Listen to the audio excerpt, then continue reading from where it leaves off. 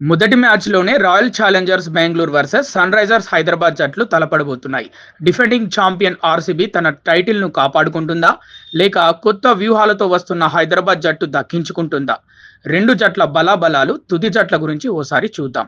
Cricket అభిమానులు ఎంతగానో ఎదురుచూస్తున్న ఐపీఎల్ 2026 సీజన్ రేపటి నుంచి ప్రారంభం కానుంది. తొలి మ్యాచ్‌లోనే మాజీ ఛాంపియన్లు Royal Challengers Bengaluru versus Sunrisers Hyderabad జట్లు తలపడటం లీగ్‌పై అంచనాలను పెంచేసింది. గత సీజన్ విజేతగా నిలిచిన ఆర్సీబీ ఈసారి కూడా అదే జోరును కొనసాగించాలని చూస్తోంది. జట్టు ఓపెనింగ్ విభాగంలో విరాట్ కోహ్లీ, ఫిల్ సాల్ట్ జోడీ అత్యంత ప్రమాదకరంగా కనిపిస్తోంది. ముఖ్యంగా విరాట్ కోహ్లీ ప్రస్తుత ఫామ్ జట్టుకు ప్రధాన బలం.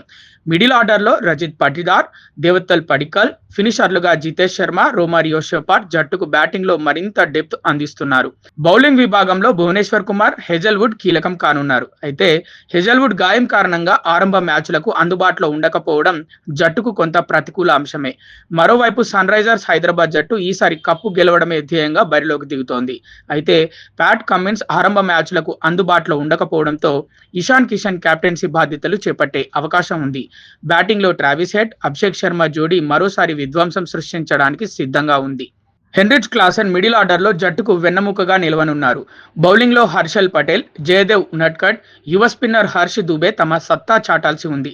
రెండు జట్లు కాగితంపై బలంగా కనిపిస్తున్నప్పటికీ ఆర్సీబీకి బ్యాటింగ్, బౌలింగ్లో సమతుల్యత ఎక్కువగా ఉంది.